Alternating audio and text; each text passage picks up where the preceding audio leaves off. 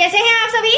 I hope अच्छे होंगे, right? चलिए मैं होगी तो प्रजापति वीडियो चलते आप सभी का स्वागत करती हूँ और आज मैं आपके लिए लेके एक्सरसाइज 3.4 का क्वेश्चन नंबर सेकंड का फर्स्ट पार्ट जो कि इबारत वाला समय बच्चों, तो प्लीज ध्यान समझिएगा क्योंकि इबारत से इक्वेशन बनाना थोड़ा सा डिफिकल्ट होता है, बट मैं बहुत ही इजी लैंग्वेज में आपको समझाऊंगी। That's clear? हाँ, साथ ही लाइक शेयर करना मत भूलिएगा। ओके बच्चों, तो आइए स्टार्ट करते हैं। देखिए क्या कहना है क्वेश्चन नंबर सेकंड में, निम्न समस्याओं में रैखिक समीकरणों के युग्म बनाइए।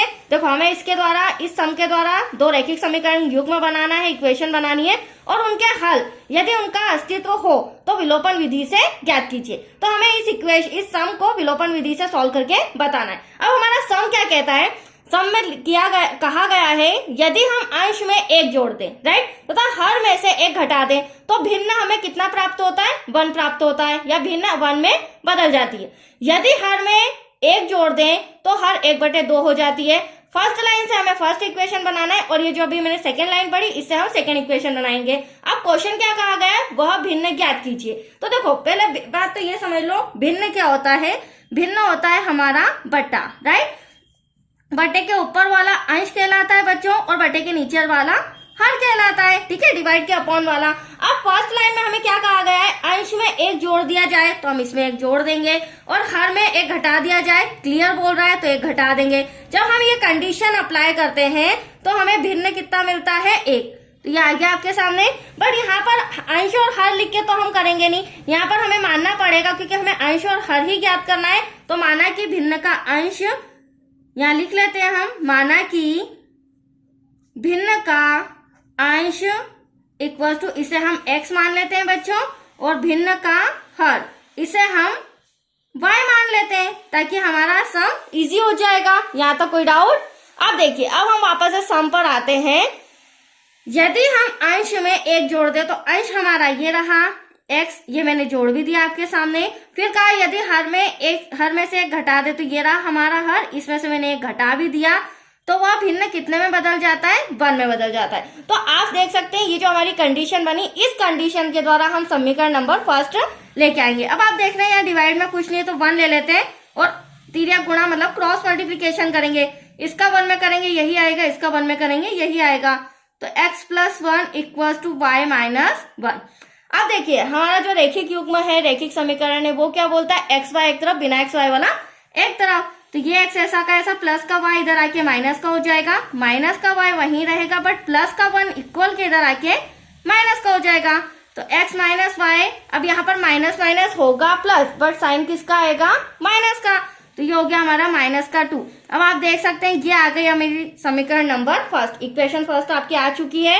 अब हमें इक्वेशन सेकेंड लाना है। तो सेकेंड लाइन में हमें क्या कहा गया है, यदि हर में एक जोड़ दें तो यह 1/2 हो जाती है। मैंने पूरा लाइन आपके सामने पढ़ा, बट अंश के बारे में सेकेंड लाइन में कुछ भी नहीं कहा गया है, ठीक है। अंश के बारे में कुछ नहीं कहा गया है तो अंश हमारा x रहेगा, लेकिन जो हर है उसमें हम एक को क्या कर देंगे, जोड़ देंगे, तो 1/2 हो जाएगा। तो आइए इसे भी हम लिख लेते हैं। देखिए हमें कहा गया है यदि हर में, तो ये रहा हर में एक जोड़ दिया जाए तो वह हो जाता है 1/2। बट आप देख सकते हैं अंश के बारे में कोई इंफॉर्मेशन नहीं, तो कोई बात नहीं, हमें अंश तो शो करना होगा, लिखना होगा, राइट। उसके बिना हमारी इक्वेशन नहीं बनेगी। अब 2 का x में क्या, तो 2x इक्वल टू, यहाँ इक्वल का साइन आ जाएगा, y + 1 का 1 में करेंगे तो y + 1। अगली स्टेप में क्या होगा, प्लस का 1 इधर, क्योंकि x y एक तरफ चाहिए बच्चों, तो 2x प्लस का 1 इधर आके माइनस का हो जाएगा, इक्वल टू में 1। ये रहा हमारा समीकरण नंबर 2। तो आप देख सकते हैं समीकरण 1 और 2 दोनों आ चुके हैं, और चूंकि विलोपन विधि है तो इसी को हम फटाफट सॉल्व कर लेते हैं समीकरण 1 व 2 से। अब विलोपन विधि में कैसे सॉल्व करते हैं मैं वो बताती हूँ। पहले हम लिख लेते हैं समीकरण 1 व 2 से। समीकरण 1 है बच्चों हमारा x - y इक्वल टू में -2। समीकरण 2 है हमारा 2x - y इक्वल टू में 1। अब चूंकि ये हमारी विलोपन विधि है तो विलोपन विधि का रूल क्या होता है बच्चों, सबसे इंपॉर्टेंट पॉइंट, फर्स्ट पॉइंट ध्यान से समझिएगा, या तो x के गुणांक सेम होना चाहिए या फिर y के गुणांक सेम होना चाहिए। तो आप इस सम में देख सकते हैं x के जो गुणांक है, यहाँ पर x का गुणांक 2 है और यहाँ x का गुणांक 1 है, तो ये तो हमारा सेम नहीं है, बट y के गुणांक हमारे सेम है, यहाँ भी 1 है यहाँ भी 1 है, तो ये तो हमारा क्लियर हो गया फर्स्ट पॉइंट। अब सेकेंड पॉइंट क्या होता है, कि साइन चेंज करना, चिन्ह बदलना। तो चिन्ह क्यों बदलेंगे हम, तो आप देख सकते हैं हमारे चिन्ह समान आ रहे हैं, तो समान जब चिन्ह आते हैं तो उन्हें बदलना पड़ता है। क्यों बदलना पड़ता है, ताकि हम इजीली उन्हें कैंसल कर सके। तो चिन्ह बदलने पर अब देखिए चिन्ह बदलेंगे तो ये प्लस का माइनस, ये माइनस का प्लस और ये प्लस का माइनस।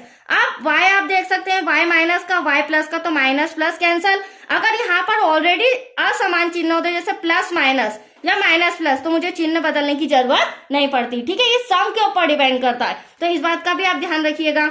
चलिए अब ये माइनस का 2x, ये 1x, तो 2 में से 1 गया तो x बचा, बट बड़ी संख्या माइनस की, जो कि हमने न्यू साइन लगाया, आपका फोकस उस पर होना चाहिए। माइनस माइनस क्या होता है बच्चों, प्लस, बट साइन माइनस का आता है, तो 2 और 1 कितना हो जाएगा 3, तो माइनस से minus cancel, x equal to हमारा आंसर आ चुका है 3, जो कि हमारा अंश था, मतलब कि यहाँ पर अंश आ चुका है। अब हमें क्या निकालना है, हर। तो देखिए x का मान हम चाहें तो समीकरण फर्स्ट में भी रख सकते हैं, सेकंड में भी रख सकते हैं, हमारा आंसर आ जाएगा। तो क्यों ना हम फर्स्ट में ही रख लेते हैं, तो x की जगह हम क्या रख देंगे 3।